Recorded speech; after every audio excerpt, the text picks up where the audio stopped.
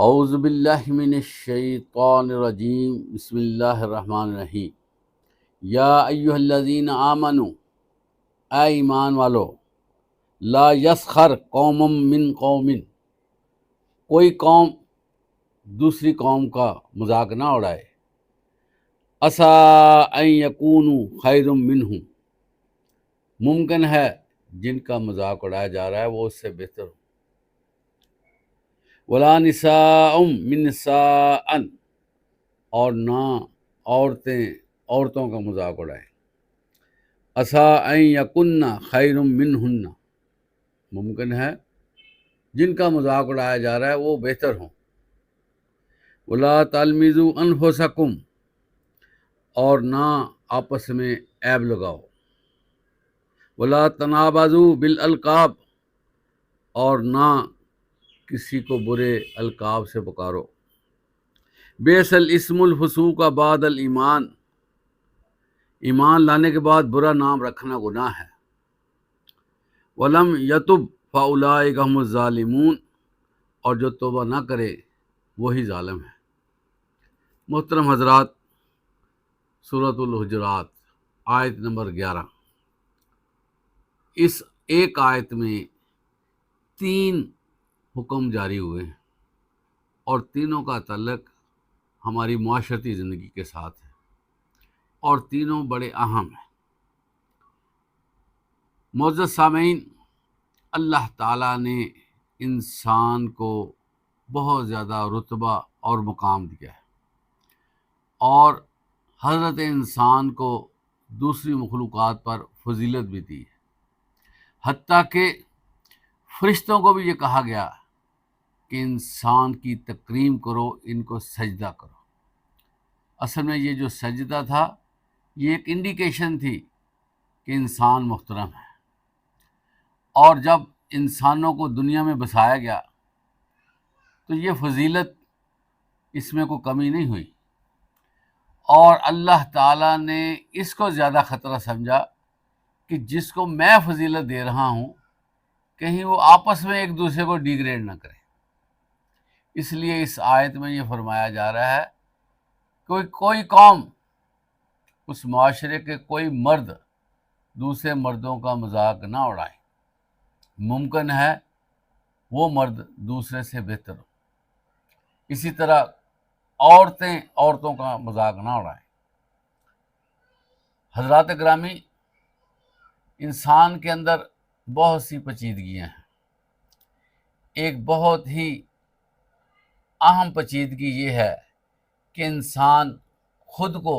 دوسروں سے بہتر تصور کرتا ہے، اور یہی پیچیدگی جو ہے وہ اس کے لیے جہنم کا گڑھا بھی بن سکتی ہے۔ اس لیے یہاں پر تنبیہ کی جا رہی ہے کہ کوئی قوم دوسری قوم کا مذاق نہ اڑائے، مذاق اڑانے میں دوسرے کو ڈیگریڈ کرنا مطلوب ہوتا ہے،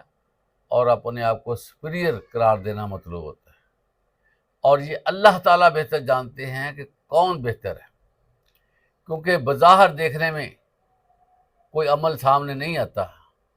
کوئی اس کے اندر خصوصیت نظر نہیں آتی،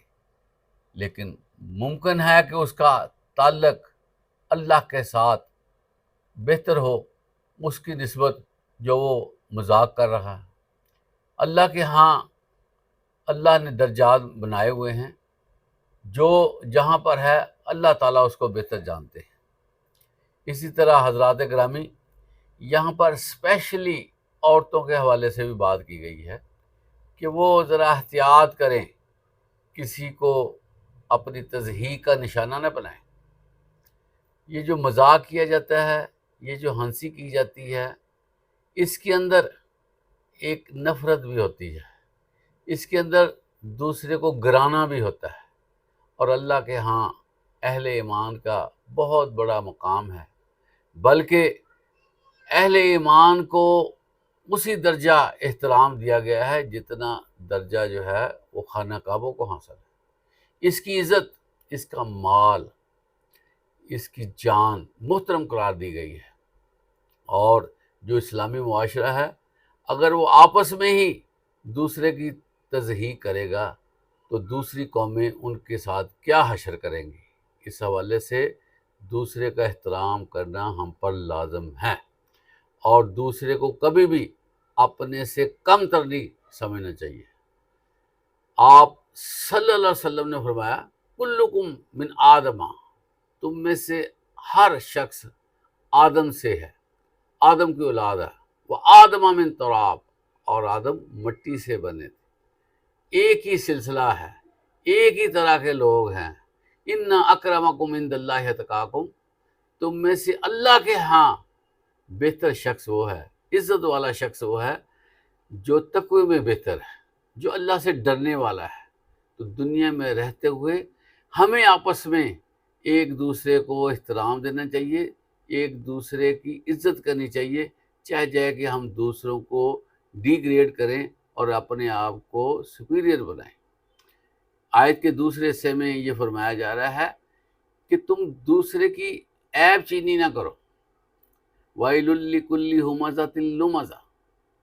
تباہی ہے ایسے لوگوں کے لیے جو عیب ٹٹولتے ہیں، جو عیب جوئی کرتے ہیں، جو تنقید کرتے ہیں۔ اللہ تعالیٰ نے اس سلسلے میں واضح طور پر ان کا ذکر فرما دیا ہے، جو عیب جوئی کرتے ہیں ان کے لیے تباہی ہے۔ ہمارے ہاں یہ سلسلہ بھی بڑا ہی عام ہے، اور تقریباً جگہ جگہ یہ چیز پائی جاتی ہے۔ جہاں چند لوگ اکٹھے ہوتے ہیں تو اکثر اوقات وہاں پر عیب جوئی ہوتی ہے، دوسرے کو ٹارگٹ کیا جاتا ہے اور چن چن کے اس کے عیب لوگوں کے سامنے رکھے جاتے ہیں، جس کی وجہ سے ہمارے اندر جو اسلامی رشتہ ہے، جو اخوت اور بھائی چارہ ہے، وہ کمزور ہو جاتی ہے، بلکہ وہ نظر نہیں آتی، اور دشمن کو اس چیز کا بڑا فائدہ ہوتا ہے۔ آپ صلی اللہ علیہ وسلم نے فرمایا کہ ایمان والوں کی حیثیت، ایمان والوں کا انداز ایک دیوار کا سا ہے، جس طرح ایک اینٹ دوسری اینٹ کو مضبوط کرتی ہے، اسی طرح اہل ایمان کو ایک دوسرے کو مضبوط کرنا چاہیے، چاہے جائے کہ ہم عیب جوئی کریں اور اپنے رشتوں کو متاثر کریں، اپنے رشتوں کو کچا کریں، اپنے رشتوں کے بارے میں اس کی تحقیر کریں۔ اسی طرح فرمایا جا رہا ہے کہ دوسرے کو برے القاب سے نہ پکارو۔ محترم سامعین، دوسرے کو برے القاب سے پکارنا کیوں ایسے ہوتا ہے؟ وجہ اس کی یہ ہے کہ ہم دوسرے کا جب جائزہ لیتے ہیں تو وہ ہم سے کم تر نظر آتا ہے، یا ہم اس کو اپنے اس کو ڈی گریڈ کرتے ہیں۔ تو اس طرح جب ہم دوسرے شخص کے بارے میں دیکھتے ہیں تو ہمارے اندر یہ چیز نکلتی ہے کہ ہم اس کی عیب جوئی کریں، اس کا نام رکھیں۔ تو یہاں پر فرمایا جا رہا ہے کہ دوسرے کو برے القاب سے نہ پکارو، دوسرے کا اچھے نام کی بجائے برا نام نہ رکھو۔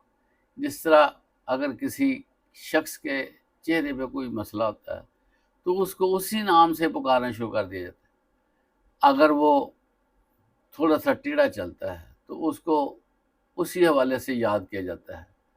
اس کے اندر لکنت ہے، بات کرنے میں مسئلہ ہے، تو اس کو اسی بات سے یاد کیا جاتا ہے۔ تو یہ باتیں کرنے کا مقصد یہ ہے کہ اس کو نہ کیا جائے، یہ بری باتیں ہیں۔ اللہ تعالیٰ فرماتے ہیں کہ ایمان لانے کے بعد اس طرح کی حرکات کرنا یہ مناسب نہیں ہے، اس طرح کے معاملات کرنا یہ مناسب نہیں ہے، یہ بہت گناہ کے کام ہے۔ اور اللہ تعالیٰ آخر میں یہ فرماتے ہیں کہ جو شخص ان چیزوں سے باز نہیں آئے گا تو وہ بہت ہی بڑے گناہ کا ارتکاب کرے گا، اور وہ ظالم ہوگا، اور وہ ظالم کا جو انجام ہے